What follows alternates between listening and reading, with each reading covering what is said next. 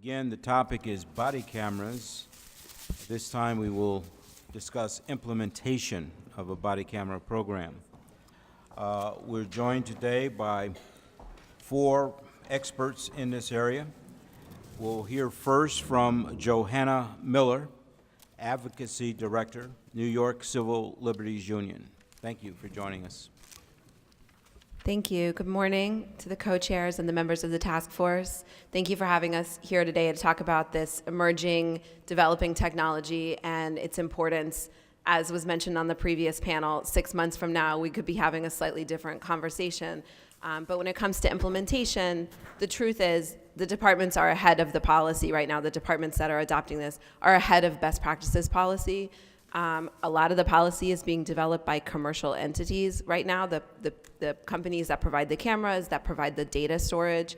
So I think it's really important that we do take this moment to be deliberate, to sort of take a breath and think about how we implement these things in the smartest way possible. The NYCLU is the New York State affiliate of the American Civil Liberties Union. We're a nonpartisan, nonprofit organization with 50,000 members across the state. Our mission is to defend and promote the fundamental principles, rights, and values embodied in the Bill of Rights and the U.S. Constitution and the Constitution of the State of New York. A key component of our work is to promote transparency and accountability for police departments, including the nation's largest municipal force, the NYPD, which not coincidentally has recently announced a pilot program for body cameras for about 400 officers who are going to be wearing the cameras on a voluntary basis, and is just in the process of issuing guidance for how that pilot will roll out. We're hopeful, like a lot of reformers, that police body-worn cameras, or BWCs, represent an important step forward in law enforcement reform that ultimately protects both officers and the public. And as the sister of a police officer, I find myself wearing both hats very often. We're heartened that emerging policies for using BWCs seem to reflect significant overlap between what is good for officers and what is good for the communities they serve. For both groups, transparency, accountability, privacy, and reliability are hallmarks of a successful program. As was mentioned before, there are early studies indicating that knowing or the knowledge that a BWC is in use can actually improve the behavior of civilians and police in street encounters. We think there needs to be more studies to determine whether this effect is real. If replicated evidence indicates that it is real, then investing in BWCs could actually represent one of the most significant steps in progress we could take in improving police-community relations. Our primary recommendation for this task force and for the administration is to fund rigorously designed pilot programs with published evidence and published results so that we can catch up with the technology, so that we can establish best practices, and so that individual departments aren't out in front of the research, so to speak. The administration, we believe, should restrict any grant programs to departments, to those departments that have a deliberate, clear statement of their purpose for adopting BWCs. So for example, a statement of purpose that BWCs aren't going to be used in surveillance operations and that they will be used to monitor law enforcement interactions with the public, but not, for example, First Amendment or demonstration activity. The programs must be designed to maximize officer accountability, which, and I don't want to repeat what was said before, but it's so important to eliminate officer discretion to not record interactions where they're required to record. Enforceable policies need to include evidentiary presumptions against officers in disciplinary hearings or other cases who fail to activate the camera when they're required to do so. In addition, retention, deletion, and storage policies need to favor access by subjects of recordings and provide ample opportunity to use those recordings. But the flip side of that is recordings of nothing, recordings of interactions that don't lead to a case, that aren't evidentiary, or that just merely capture casual interactions between officers and civilians need to be deleted quickly in order to protect privacy, to minimize the risk of improper disclosure, but also to minimize the chance that those things will be disclosed through, as was discussed before, public records laws that are not created to minimize that privacy risk. Finally, BWCs, it's so important that they're not seen as a silver bullet. It's been mentioned, but I think it's really important to think about introducing a BWC program into a police department that has a broken discipline system or a discipline system that needs oversight or needs fixing or needs work can really be counterproductive, could really lead to the evaporation of public trust. If there's video evidence and yet the disciplinary procedures still have a lack of independent oversight or a lack of responsiveness to what's being seen on the videos, we're going to lose public trust, and those cameras will be essentially useless. I also want to mention the importance of minimizing the opportunity for abuse of privacy and use of the cameras. For example, we believe it's very important that people be given notice, either through a visual cue or through the officer's explanation that they are being recorded, particularly when working with community members, witnesses, and obviously crime victims. And that in a lot of cases, those victims and witnesses especially should be given the opportunity to actually consent to that recording, and that consent be captured on the camera itself. I'll mention it again, a lot of our work in New York City is about protecting the right to demonstrate in public, and it's something that we often clash with the NYPD over how protests are monitored, how protesters are treated in the street. And we have, over the years, had a lot of issues with surveillance of peaceful demonstrators. The NYPD has a technical response unit that videotapes peaceful protesters. They are under court decree to delete videos where there's no evidence of anyone breaking a law. Obviously, that has to apply to body cameras, but even so, those recordings of peaceful demonstrations need to be deleted quickly. So I'll wrap up. We do think that body cameras should be a win-win for everyone involved, but the policies that are in place for implementation will really make the difference. Thank you very much. Next, we'll hear from Ken Miller, Chief of the Greenville Police Department. Thank you very much. It's an honor and a pleasure to be here. I'll begin my remarks by stating that I'm not Joanna's brother, and we haven't had any great debates on this issue to date. Policing a free society is complex. It requires of the police and the public equal measures of restraint and submission to law and lawful authority.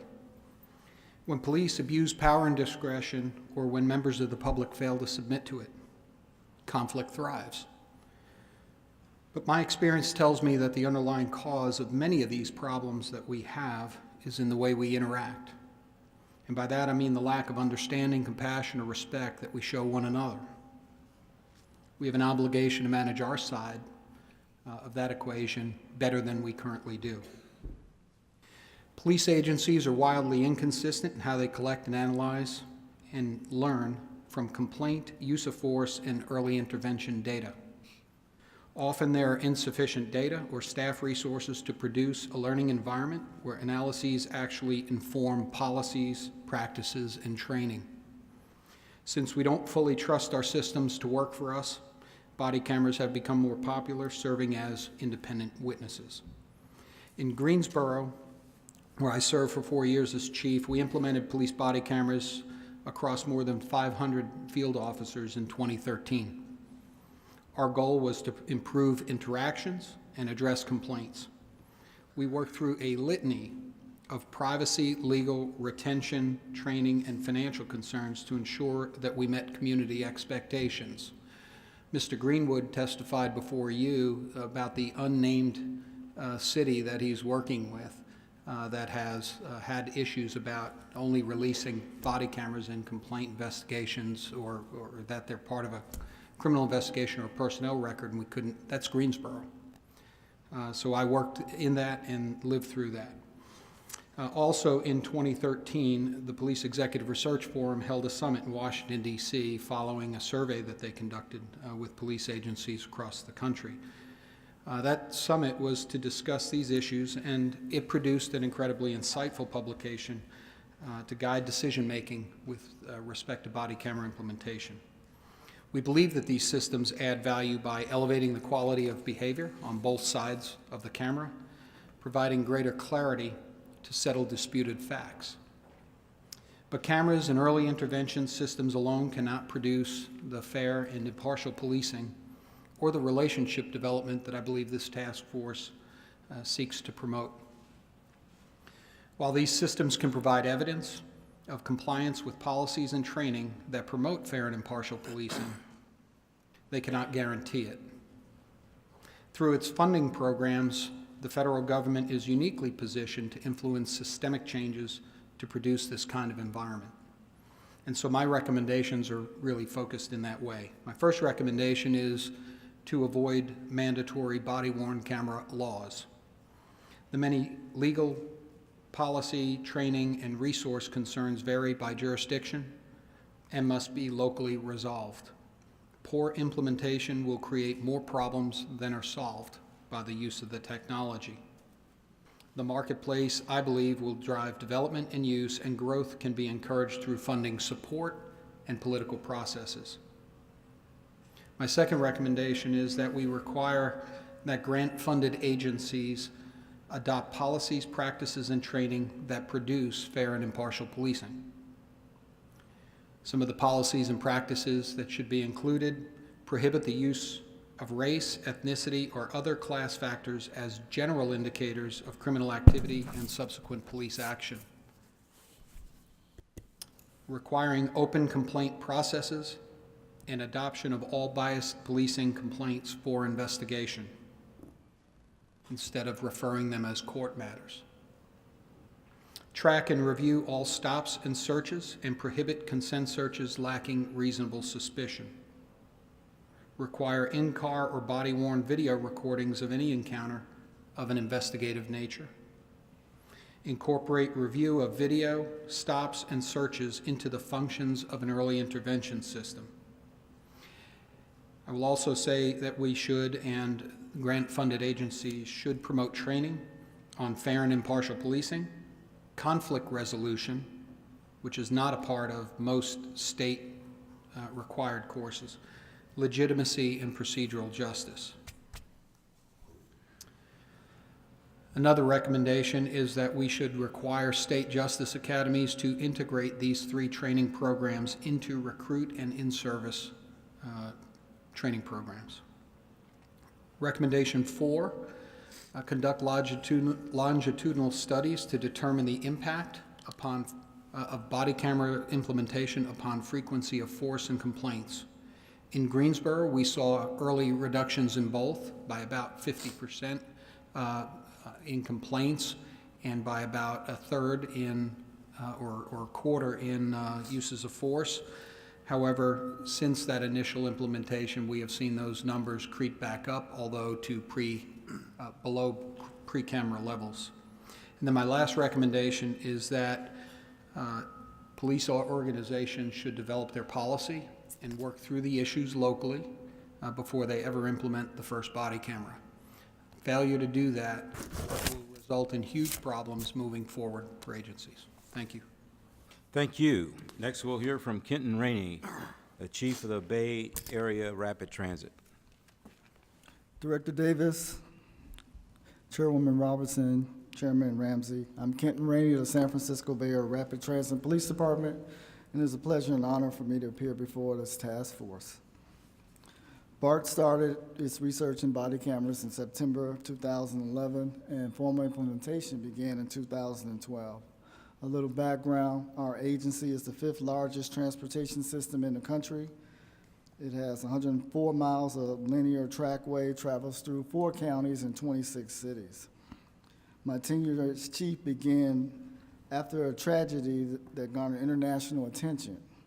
During the early morning hours of January 1st of 2009, a BART police officer fatally shot Oscar Grant III in the back on a BART platform after officers responded to a fight in progress. That incident was captured on our closed-circuit TV cameras, but numerous citizens who were on trains also captured that incident on cell phone footage. This incident led to the arrest, prosecution, and conviction of that officer. Also, street protests, acts of civil disobedience, and disruption of public meetings occurred as well. It also led to the National Organization of Black Law Enforcement Executives, NOBLE, to conduct a top-to-bottom management performance audit of BART PD and its policy and practices. 25 major recommendations were made by NOBLE to BART to undertake in order to reestablish public accountability and regain the public trust. In my opinion, those recommendations contained in that management audit can serve as a blueprint for this task force and for any law enforcement agency trying to establish and maintain the public trust. I was hired in June of 2010 with a specific mandate to implement the recommendations. As I moved forward, however, a series of incidents occurred that challenged our efforts. We had 2 additional officer-involved shootings and 1 high-profile tasering incident that all led to the public outcry, again, looking at our legitimacy as an agency.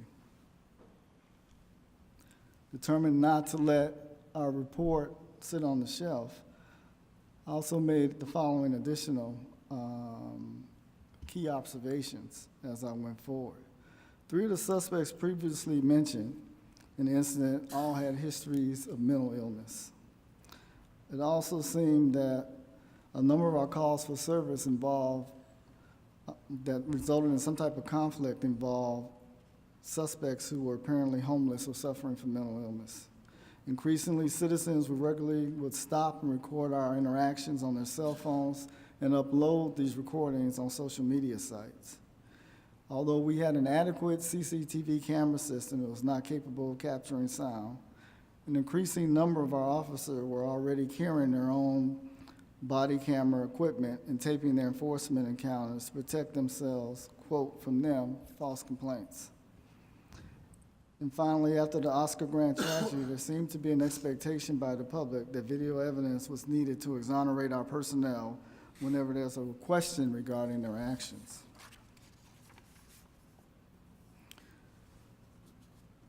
What I would advise any law enforcement head in any place USA, if you're thinking about implementing a body camera program, I will refer you to the COPS office and Police Executive Research Forum document implementing body-worn camera program and recommendations and lesson learned. Ken already referenced it. We both participated in the making of this document.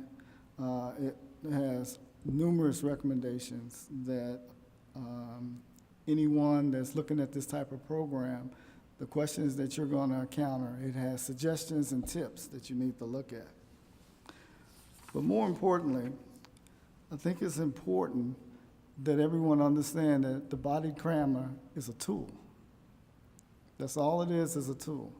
And it's a tool that will measure how effective your fair and impartial policing training is working, your training, if you have any, regarding de-escalating conflict encounters.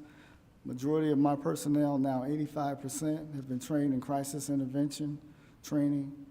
Do you have an internal use of force review where a supervisor responds to the scene anytime force is used? Do you have a complaint procedure where you accept all complaints?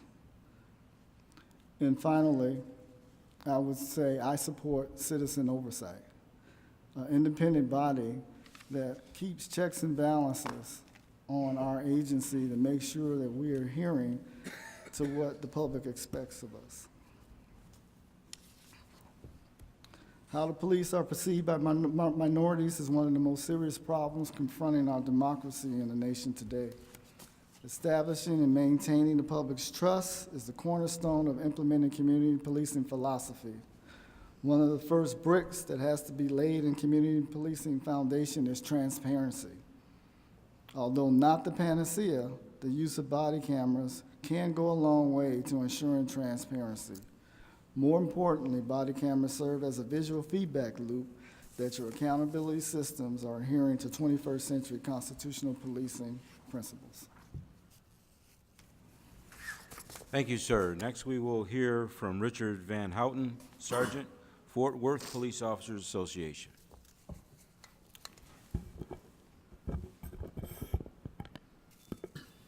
Thank you.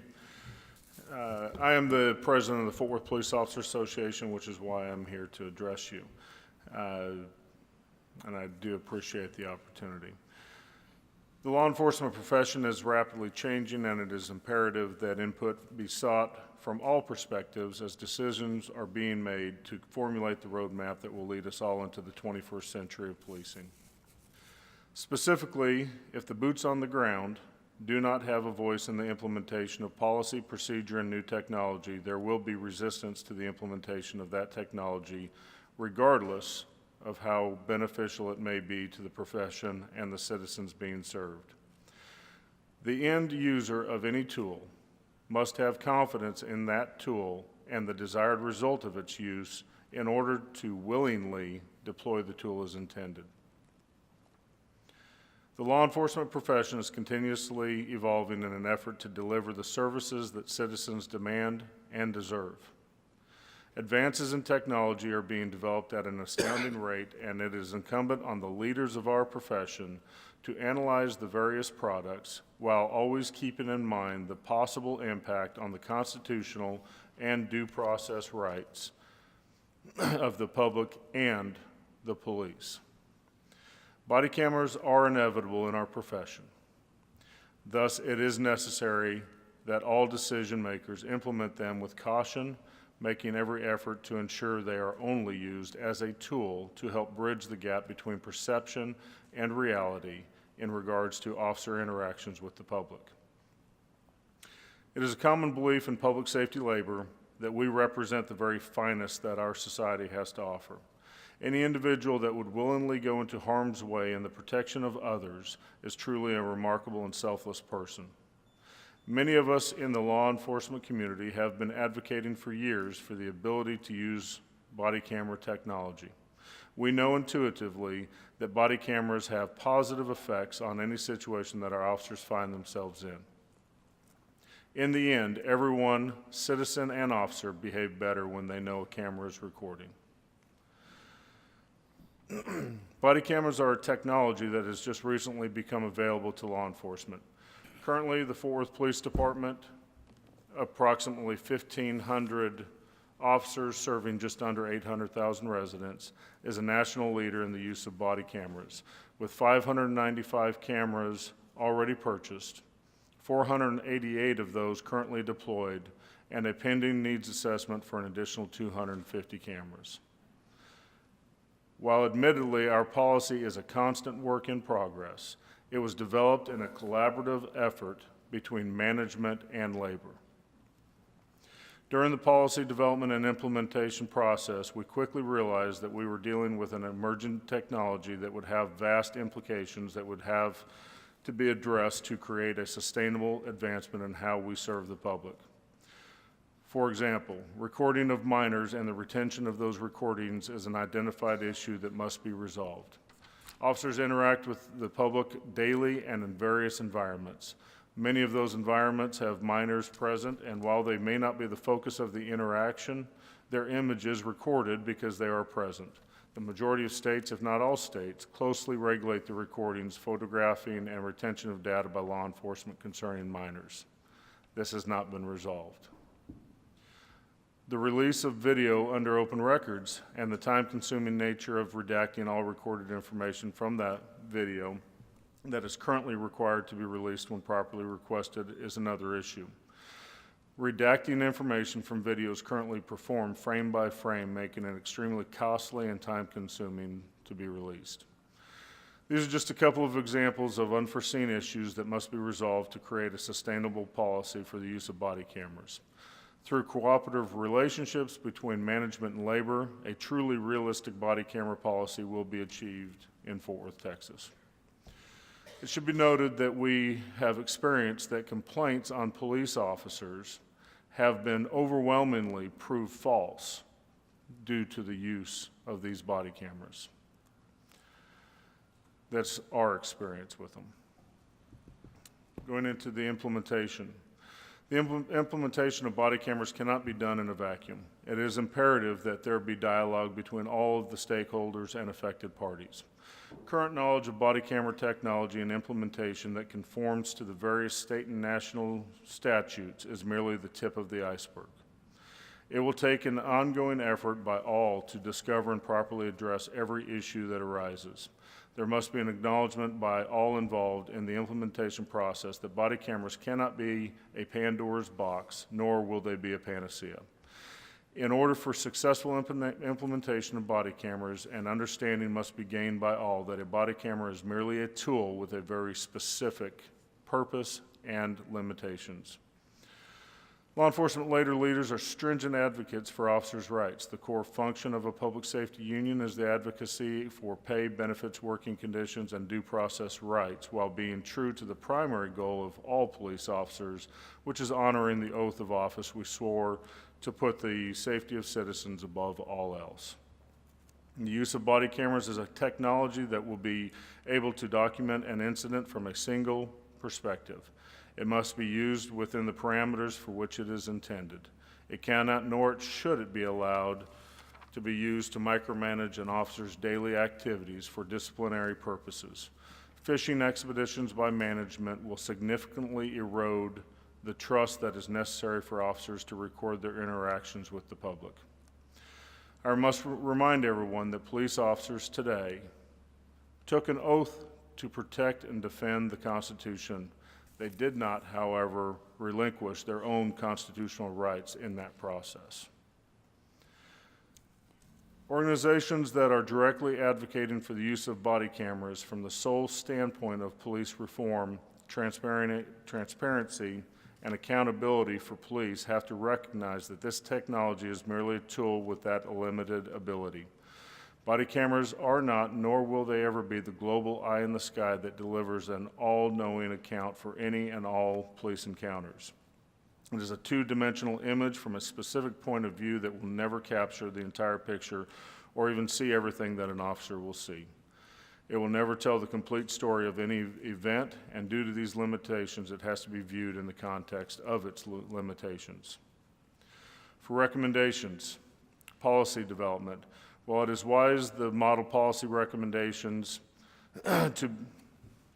while it is wise for model policy recommendations to be developed on a national level, it should only be developed as a rough template with the local control being given to the individual policing agencies, entrusting them with the ability and discretion to customize the policy to fit within their unique departmental structure.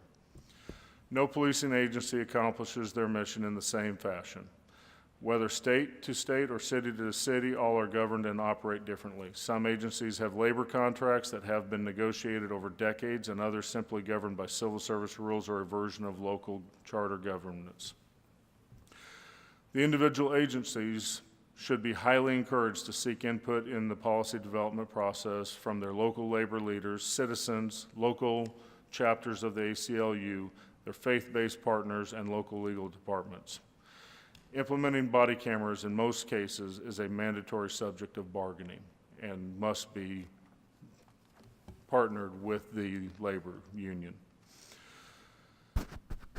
Funding nationwide, public safety budgets are stressed and continue to be diminished. This task force must be mindful to not create unfunded mandates. Body camera technology is expensive, and the cost does not end with the purchase of the equipment alone.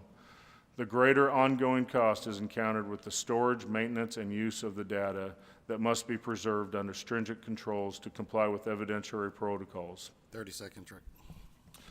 Federal funding must be provided if the goal is to equip officers throughout the country with body cameras. Due to time constraints, everyone has a copy of this. Let me go into privacy accountability real quick. Accountability cuts both ways. Police officers are held accountable for their actions on a daily basis by their supervision and the policies agencies have enacted to allow for citizen complaints. Body cameras will disprove allegations against police officers in greater proportion than the technology will stain allegations. Members of public that provide false statements against police officers that are definitively disproven by video evidence should be held criminally accountable for their false allegations. For those that would argue that body cameras should solely be used for monitoring officer behavior, police reform, transparency and accountability. An argument can and should be made that the counter is true as well. Body camera videos should be used as a tool for the truth to be recorded regardless of who is in the wrong, and in the greatest majority of the instances, the officer will be shown to have been acting in the right. Thank you. Well, thank you, and thank all of you for your testimony. Before I turn to the other task force members for questions, I have one quick one for Ms. Miller. You mentioned in your testimony that video footage captured by an officer that does not involve any kind of negative interaction or crime that took place should be deleted as soon as possible. Do you have a time frame as to how long that should be maintained before deletion? I don't have a time frame, but I do think there a lot of the departments that have policies in place so far have identified like flagging systems. So an officer could say, there was a stop and frisk at this point, and there was a summons at this point, and know that the rest of it was nothing. I think that needs to be reviewed, obviously. The officer can't just self-determine whether something is worth keeping or deleting, but after an appropriate amount of time for reviewing and realizing there's nothing on the footage, I think those should be deleted really within we're talking about a matter of days, I think. Okay, thank you. The first task force member asking questions is Connie Rice, followed by Sean Smoot. Didn't realize I was going first. Thank you all very much for your testimony. It's very illuminating. I have one question. I had a lady come up to me from Watts, and she said, Miss Rice, if LAPD uses those cameras and the gangs see that I'm talking to police, I could end up dead. What discretion do the officers have to protect the public from retaliation from gangs if the gangs think that they're talking to the police? Or in other situations where the police know that the consequences of being on that camera can lead to the death of another human being. What's done right now, and what do you suggest as policy to protect the public and the police from footage that can be deemed dangerous? If I may, one of the common approaches in most communities is to use Crime Stoppers or some sort of tip line. Those tips can be investigated, but the tipster is anonymous, remains anonymous, and the investigation works into that lead to try and produce or determine the viability of that lead, I guess what I'm trying to say. So I think using investigative tip lines is very, very helpful if somebody is concerned about that. Also, if the public is going to be called a snitch, can the officer turn the camera off so there's no record of that interaction? Is that what happens now? If I may, what happens now is, at least in Texas, due to open records laws, those have to be released. We've had instances where defense attorneys, especially in drug cases, have subpoenaed and requested open records and have obtained those videos, and it has placed those people in jeopardy. That's one of the primary reasons that we take the position that video evidence should only be released after it's used in a trial and all proceedings are completed. I think it is, it's essential that in a non-hostile interaction with a community member who's a potential victim or witness, that person actually be able to withhold consent to be recorded. We can rely then on the old-fashioned means of capturing a witness statement that officers know how to do without the video evidence, where a community member is going to feel more comfortable and have a greater degree of trust when they're not being filmed.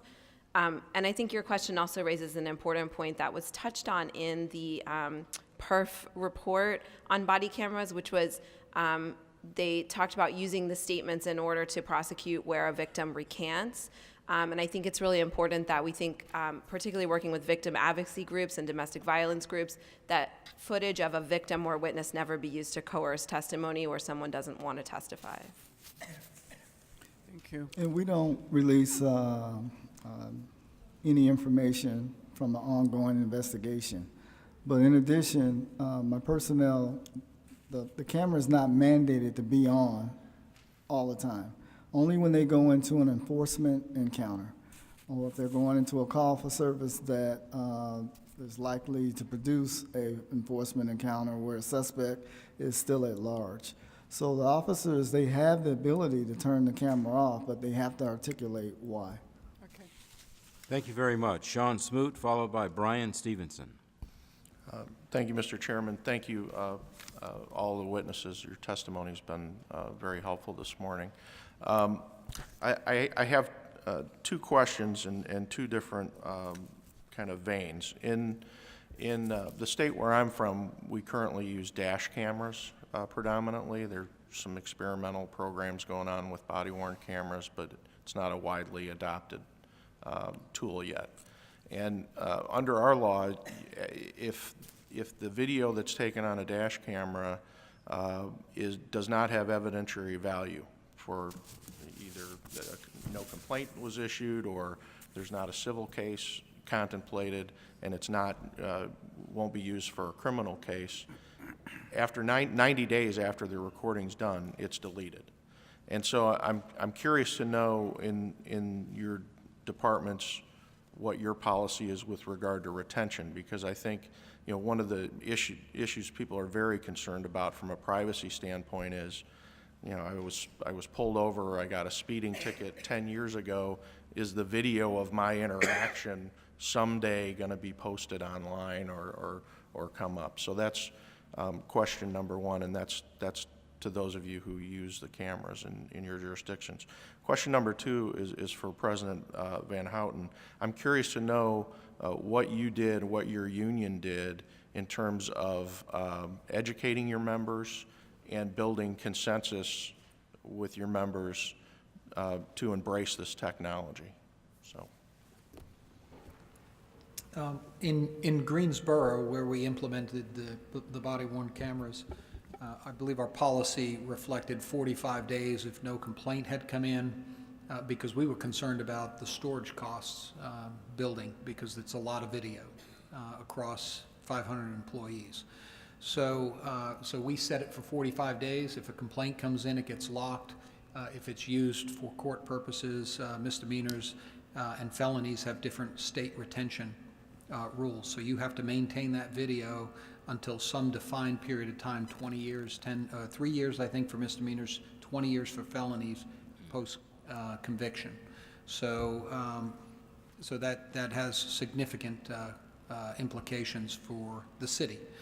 And in South Carolina, we have mostly dash cams. We have a few body-worn cameras that are used on our walking beats downtown, and the retention is 180 days on that video. Along with your California, along with our State Records Retention Act, we also have a Peace Officer Bill of Rights that a complaint can come in up to 365 days, and we're obligated to investigate it.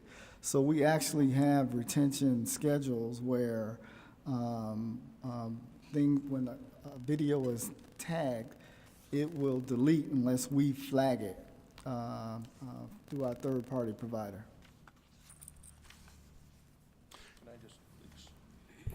so does that happen at 366 days? It's automatic unless we flag it. Okay.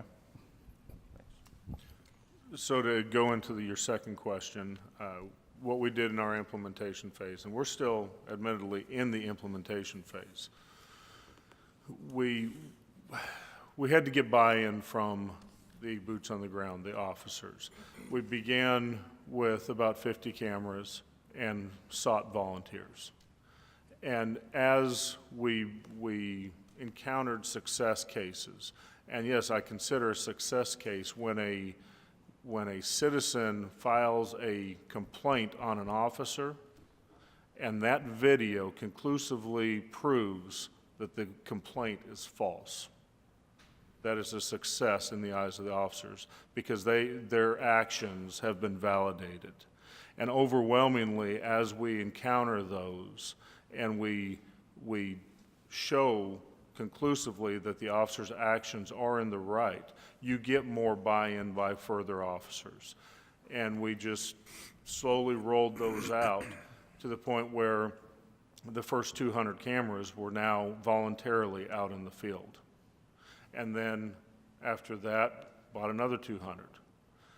And once we got to the point where there were no more voluntary officers that wanted them, then we went to the police academy and started issuing them to the recruits and started training, you know, during the whole process we were training the recruits, but we're training them how to police on camera, how to use it as a tool to help them in their job and help them in the delivery of service to the citizens. So started out voluntarily, got buy-in, and then went to a mandatory wear for new hires. Thank you very much. Brian Stevenson, followed by Roberto Villasenor. Yes, this is a question, I think, primarily for you, Ms. Miller. I'm really intrigued by this notion of consent. I mean, the earlier panel, some of the members were really pushing us to minimize officer discretion in the implementation and use of these cameras. It seems to me a consent requirement is going to dramatically increase that discretion. And I'm wondering whether you think a distinction should be made or could be made between officers engaging in investigative work, talking to witnesses, gathering evidence, not really being in a situation where that issue is going to be triggered in the same way, versus officers who are in an active enforcement situation, and whether you think a consent requirement would be different in those two kinds of uses of law enforcement investigative tactics. Yes, I completely agree with you. I think that distinction is necessary. We think there should be as little discretion as possible in recording, the necessity to record enforcement interactions. So absolutely. There shouldn't be necessarily a consent requirement there, although we do still believe that there should be notification. So people should know all the time if they're being recorded to, you know, whatever extent that can be communicated. Obviously, sometimes the cameras are very obvious. Some people have suggested putting a color flag or something, or even like a little sign that says you're being recorded, where the officer can't necessarily say, I'm about to record you. Certainly that the civilizing effect of the camera, if it proves to be true, only works if you know you're being recorded. But in terms of consent, I think that needs to be very narrow circumstances with witnesses or community members who are engaging with officers in a non-investigation way, and sort of casual conversation, or crime victims who have different sensitivities about being recorded. Thank you very much. Roberto Villasenor, followed by Brittany Packnett. And I guess I'm going to delve just a little deeper into that, Ms. Miller, because it does raise some interesting points. Now, when you talk about consent, oftentimes when officers are out on the scene and they're doing the exploratory initial investigation, they may not know the true involvement of everyone they're talking with. And so just to make sure I'm understanding, you're talking in situations where they know clearly they're talking to a witness.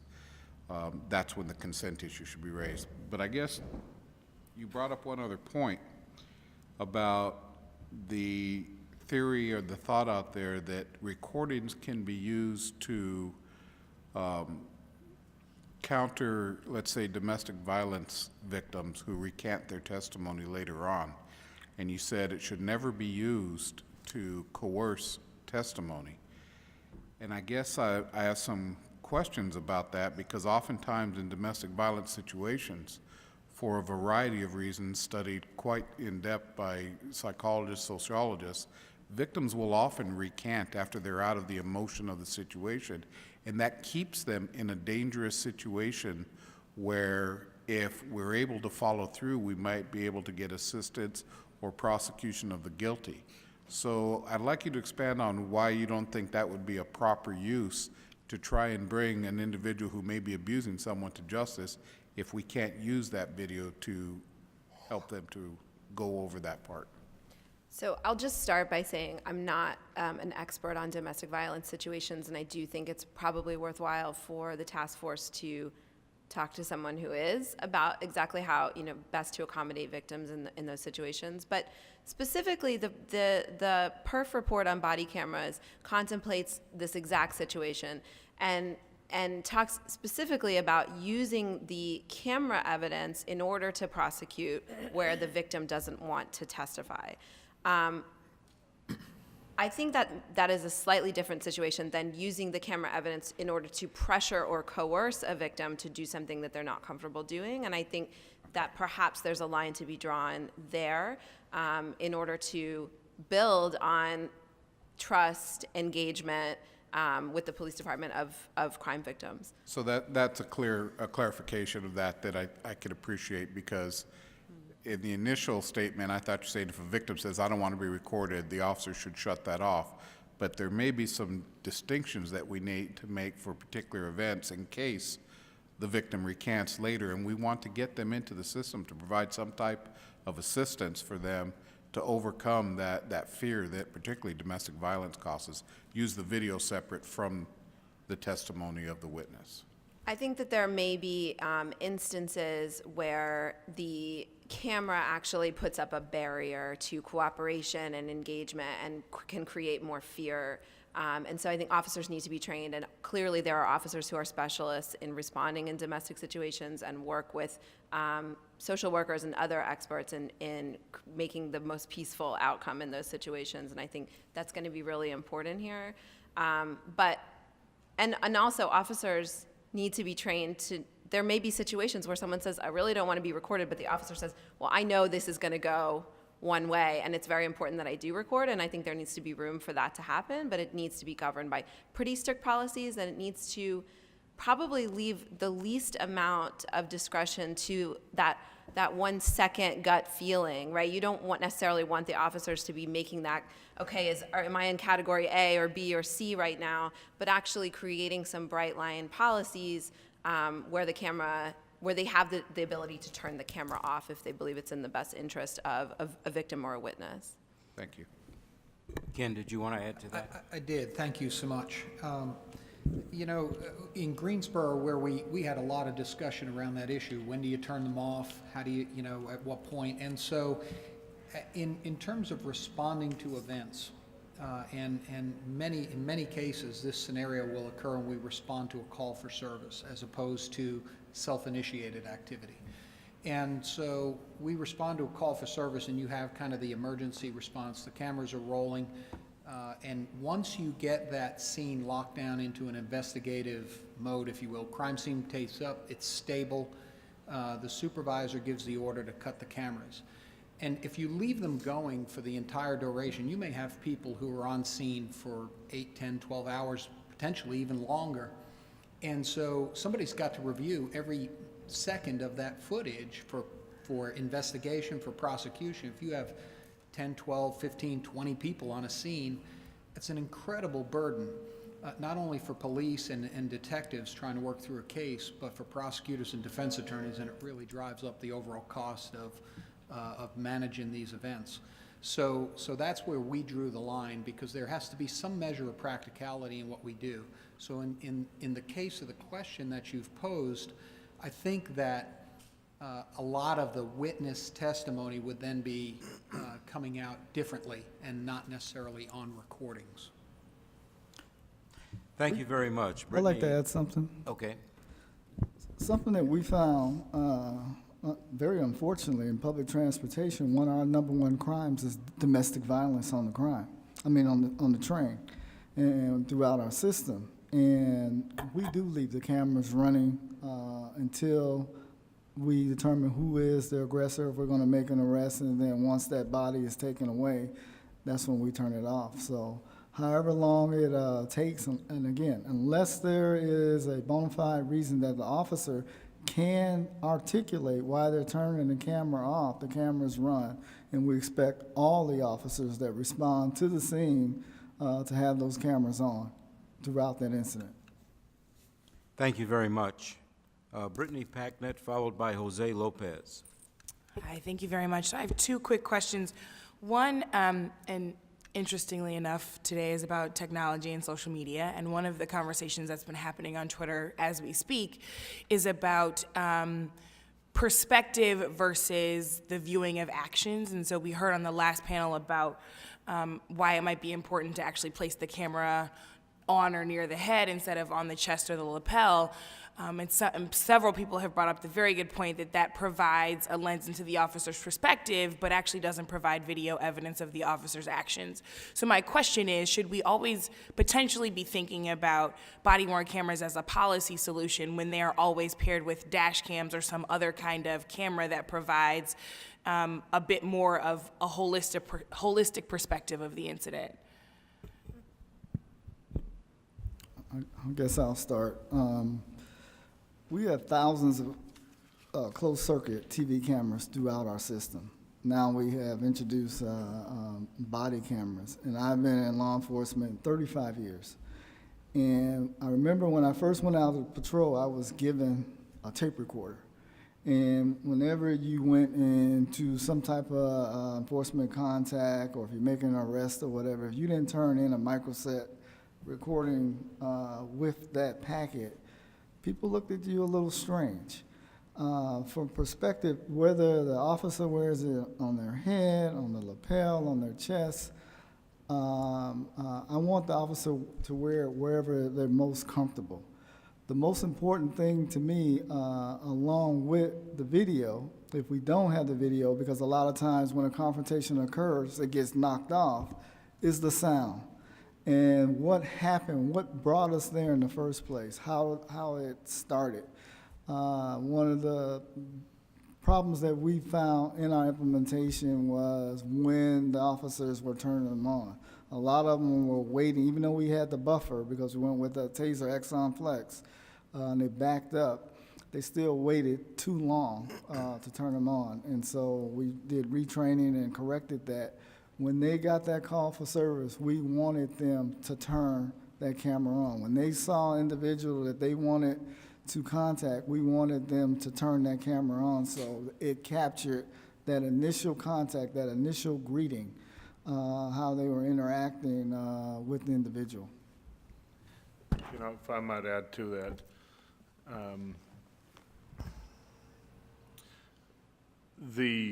I go back to a statement I've made, many people on this panel have made, as well as the previous panel. This technology is a tool, simply a tool. It's not all-encompassing. It's not going to be all-encompassing, eye in the sky, and give all of the data that some people think it should. The fact of the matter is, and I go back to an earlier question you asked about citizen oversight. This country already has citizen oversight in these situations, and that is in the judicial system, the grand jury. The grand jury looks at each and every piece of evidence holistically, but as individually. The video and the audio produced from these is a tool that goes into that cog of that system. Just because the general public may not have the knowledge that the grand jury system or the grand jurors did have when they made their decision, doesn't mean that decision is wrong and needs to be replaced with some type of other third-party investigation. But going back to the specific point here, this is merely one piece. Yeah, it'd be great if we have another camera in the car, but suspects don't always line up perfectly in front of every camera available to be arrested. So actually, my second question is to you, Mr. Van Houten. You, so I used to be a teacher. I taught elementary school, and I'm currently in a position where I train teachers. And so this conversation about accountability is extremely important to me because I believed that as a teacher I should be held extremely accountable given the fact that I had 30 children sitting in front of me every single day and I had the responsibility of molding their brains and had access to them. Similarly, I believe that this conversation about accountability is critical for our law enforcement given the oath that has already been referred to by you as being sworn before law enforcement walks into a community. So my question is in that vein, because you said that one of the tools that you have used to increase buy-in with body cams has actually been showing officers that false citizen complaints can actually be proven false with the use of that camera. My worry, though, is that would actually could have the adverse effect of encouraging buy-in for body cams for the use of self-preservation instead of for the use of legitimacy, community policing, trust across community and police officers. So my question is, how do you prevent that adverse effect to ensure that the buy-in doesn't, that law enforcement officers are not buying into the idea that I'm going to use this camera just to protect myself, but also buying into the idea that I'm using this as a means of truth and trust building with the community? Aren't they all one and the same? The fact of the matter is, everybody should want the truth of a certain encounter to come out. If this tool is being worn and it provides the truth of what happened during that situation, doesn't that go to the heart of legitimacy? Doesn't that go to the heart of everything you just said? Despite no matter what the motivation might be for the officer to wear the tool and to have the buy-in, the fact that that is present Sure. should go to the truth of the matter. So my apologies, I don't think I was totally clear. So earlier, Mr. Lopez asked about issues of tampering with evidence, right, or disabling your camera has been referred to, right? And so when we think about the motivation for self-preservation being strong enough in certain situations to actually engage in those kinds of ways, how do we ensure that that kind of buy-in doesn't result in those kind of actions? That's specifically what I was referring to. Ken, did you want to Well, add something to that, too? Afterward. Okay. yeah, first off, I'm not going to sit up here and defend anybody's bad actions. You know, the fact of the matter is, if the tool works and there's voluntary buy-in, no matter what the motivation is, they are going to want to record the incident as accurately as possible, because they in themselves want to prove that their actions were right, legitimate, and just in that situation. You know, no officer goes out there and says, I'm going to try and fool the camera and try to be unjust to a citizen. You know, I just don't see that happening.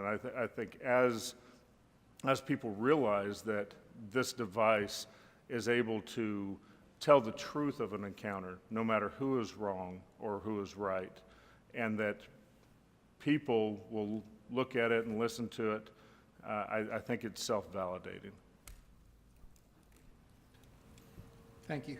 I'd like to respond to both parts of that question. First part, in terms of the perspective of the officer and the lapel versus head. Can you draw your Sorry, mic is a it little not closer? close enough?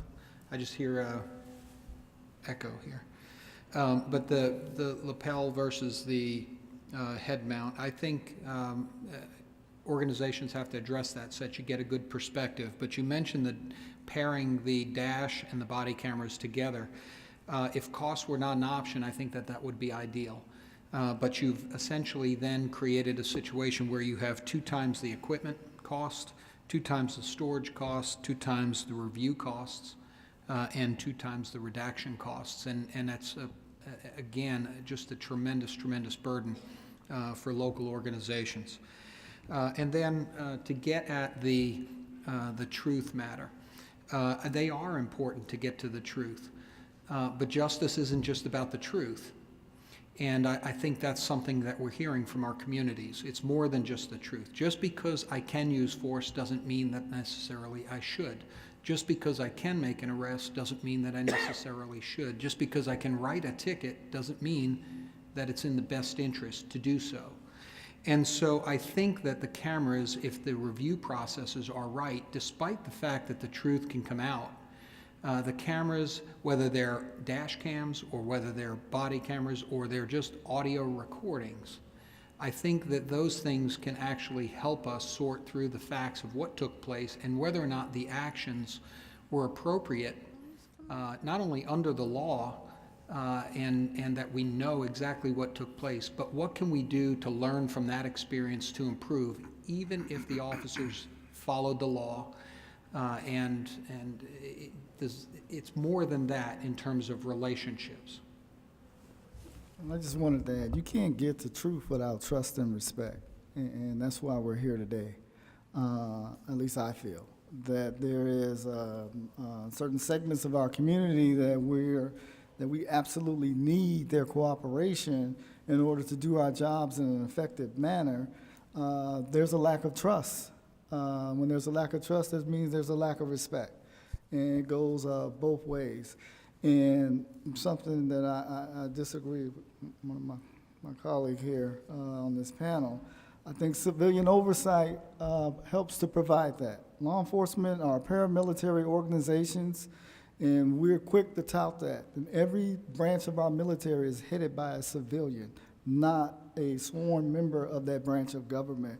So we should be willing to accept that type of oversight as well. Thank you very much. Jose Lopez, followed by Tracy Mears, who will pose the last question to this panel. Yeah, a couple of questions. So we just heard from Mr. Van Houten on the kind of body camera program that there needs to be voluntary buy-in. In Mr. Miller's statement, we heard that we have to avoid mandatory body camera laws. And so I'm just wondering, when we're talking about this issue of trust and fairness, if we're talking about a voluntary rollout, does this impact the perception of fairness from both officers and from community members? Are officers thinking, how come in my jurisdiction I have to be monitored, but next door officers there don't? Are community members thinking, how come in some jurisdictions they have cameras and in my jurisdiction, in my neighborhood, they don't? I would say that local governments have to be able to afford it. And I would say that in various communities, you have different dynamics and relationships and satisfaction with the police and their performance. And so I think that you really have to look at this community by community, and it has to be a priority for a community. If it's a priority for a community, it will be funded. And so that's really, I don't think that the mandating the laws will produce the kind of result that some people think it will. In South Carolina, there is a bill to mandate. I would oppose that bill, and I would oppose it because I think that, again, it forces people to do something that they may not yet be prepared to do. They may not roll out and implement properly, and the damage that can come from that can actually outweigh the cost of the program and the benefits. Yeah, I think additionally, the community has to be involved in the process. From the standpoint of a lot of community members don't want cameras mandated on them for some of the privacy issues that have been described up here as well. When you globally force an issue, there's going to be pushback from a lot of different sectors. When you slowly roll something out and have voluntary input, not only from the police, but the public that is being served, which is a huge factor here. I think everybody is a little bit easier in the transition phase if it's voluntary on both sides. If I could add, I think aside from rollout and buy-in, which are obviously key concepts, it's very important that those are led by people who believe in what you're doing. One of the serious limitations of the NYPD's current pilot is that it's completely voluntary, which I think limits how impactful the data that comes out of that pilot can be, because the officers who are signing up for it maybe are not a representative sample of the entire force. So just a second question. So on the last panel, Dr. Kesey was talking about one of the comments from Dr. Dolores Jones-Brown over at John Jay on review and interpretation of videos. So kind of the second phase of this process. The evidence is recorded, then the video evidence has to be reviewed. And Jones-Brown said, as quoted by Dr. Kesey, that not everyone has the same lived experience in talking about the review process of film. So are there recommendations around practices that we can set up to be sure that communities have faith in the tape review process? and I'll go back to, again, citizen oversight. There has to be some type of auditing process of your policy practices, all your training, everything that's going on. The body camera program is just a tool. It's a window into what's going on in the entire police department. And I'll take everybody back to one of the first video incidents that is world famous that Ms. Rice should be very familiar with, and that's Mr. Holliday's video, the Rodney King incident. And it showed a cross-section of total organizational accountability failures of that entire incident, up into where Mr. Holliday was trying to turn over that video to the Internal Affairs Division of the LAPD, and they wouldn't accept it. At least that's my understanding. And you have brand-new officers who are in a training program, who are riding with field training officers, who we tell our personnel, this is who we want you to emulate. You have a sergeant who is supposedly the backbone of the organization out there, who tells a watch commander, we just had a big-time use of force, and there's no additional inquiry about it. So to me, if you have correct civilian oversight that has some type of random auditing system that's looking at your videos, use of force incidents, whatever it is, different reporting systems that you have in place, hiring practices, everything, on and on and on, listening to your tapes of how your dispatchers interact with individuals who are calling in for calls of service. Civilian oversight provides you a separate set of eyes and ears into what's actually going on into your policing. And the final thing I want to say, it's one thing to deliver policing services, it's another thing to sample the service that you deliver. In Charlotte, I served 21 years there, 4 years in Greensboro, and now just 6 months really in Greenville. But all three cities had civilian oversight of some kind. And in Greensboro, I can tell you that the citizen oversight, I pushed to expand the power of that citizen oversight. It was only focused on incidents of racial or ethnic bias, and we allowed them to review all complaints that might be appealed in terms of the outcomes from a citizen, and also they received complaints and they ensured that we investigated them. There's another group in Greensboro that's been very active that seeks subpoena power, discipline authority, and the ability to do their own independent investigation, but basically the whole nuts and bolts. And I would say that the groups that seek that kind of review of police action would be very harmful to policing, be very harmful to community safety, because I think it will cause political shifts, and so officers will become much more politically driven in terms of what they do or don't do. And I think that that would be a mistake in policing and for community safety. But with respect to reviewing video, I don't know of any cities that may have policies or practices in place that have some sort of an audit function that involves citizen review, meaning that the panel comes together with police and they do some random audit of videos. That is something that occurred to me that might be useful if again, the group is properly trained and it's properly appointed and prepared to do that work. If you have citizen review in place that's not prepared, you have chaos. So you have to understand not only the perspectives of the community, but you have to understand the framework under which police act. Well, thank you very much. Let me ask the task force members to help me thank this panel for all of their comments. Can I just make one comment?